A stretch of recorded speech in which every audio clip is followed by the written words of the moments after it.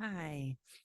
In the article we were given from the 2018 by Naughton, it looked at how pharmacists can better relate and know the patients that come in to get their medications filled. Personally, I think this is a wonderful idea. The article went on to say in the findings that the best practices for pharmacists include fostering a relationship, gathering information, providing information, sharing decision making, and enabling treatment success. Again, this is a wonderful idea and a great practice for all pharmacies because realistically, a pharmacy and its workers will see a patient more often than their regular doctor would because in cases when a patient has a complex chronic condition, so a CCC, which would mean that they would need their prescriptions on a monthly basis and wouldn't necessarily see their doctor monthly to get them filled or to get them rechecked. They would probably see them every few months or so.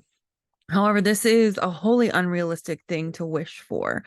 Let's just think about how a pharmacy works. Most of the major pharmacies, Walgreens, CVS, Walmart, etc., are set up to quickly get patients in and out with very little time that you can spend with the pharmacists. And it's the aides that you spend the most face-to-face time with because they're the ones checking you out.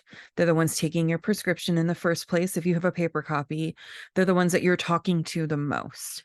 This article goes on to say that pharmacists have a professional and ethical responsibility to consider the needs and situation of the patient holistically in the psychological and social realms as well as the biological realm.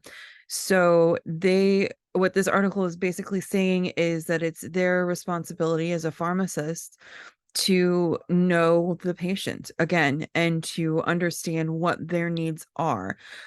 Yes, there's computer automated things that kind of show them what matches up with what um and all of that, but your doctor should realistically have that information as well. At a pharmacy, they'll ask if you need to speak with or ask a pharmacist a question. But in my experience, in a busy place where you are there with half a dozen people waiting behind you, and you don't necessarily want to blast your information to the whole world, it isn't really realistic or comfortable because you have these people behind you. Sorry, this is my baby.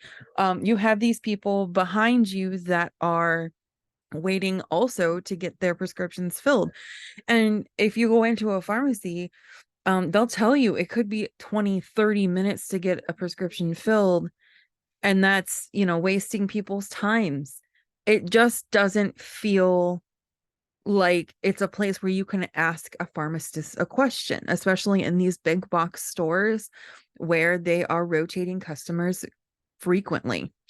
So getting medication is not an experience that is patient centered, no matter how you look at it. I do remember a time when I was little, I would go to places that were more mom and pop, very small town, very small businesses with my grandparents.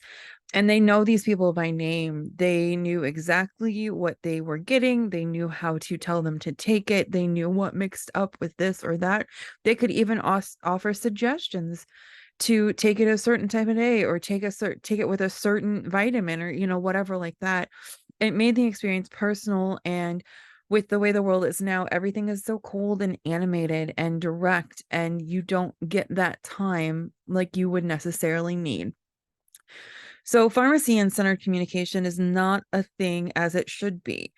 Most recently, my husband's insurance has now required our family to get a prescription that is of the CC nature, so something that you would take regularly every day through the mail. So you go to a website to fill the prescription, and never do you see or speak with another person in the entire process. It's all automated, and there is a slight anxiety when you're waiting for a prescription to come and it's not there because it can take anywhere from 5 to 7 days for your prescription to come through. Um, Within the last month, there was a mistake made for a prescription of mine for my own mental health, and it is a new prescription that I need to take regularly. And it isn't necessary for me because it's not going to be detrimental to my health per se, but it does help me to function on a daily basis. I went a week without that prescription because of a button that I didn't click on a website that I was never told to click. This was not a patient-centered experience. And it's also not a patient-centered service. And the only reason that it helps our family is because it saves me one single dollar a month. Now imagine a patient that needs something for their heart or medication that will help them continue living, continue breathing and moving on. How would that scenario have played out given that it was just one click to tell the pharmacy to fill their script? I very much enjoyed the articles this week, but this one on pharmacies really gave me a lot to think about. So it leads to several questions for you all. Given that the world is becoming more and more automated, how can we backtrack in a way that gives patients more control over their health? Additionally, with the lack of communication on my prescription woes caused, how can a service such as this work better with their patients, and how can we improve the automated way that patient services are going? Is there a way to meet in the middle where patients feel comfortable and centered in the choices that they have, but also make it easier for the medical side of things where they are dealing with so much paperwork and so many people? So hopefully that gives you some food for thought, and I look forward to seeing your responses. Thanks.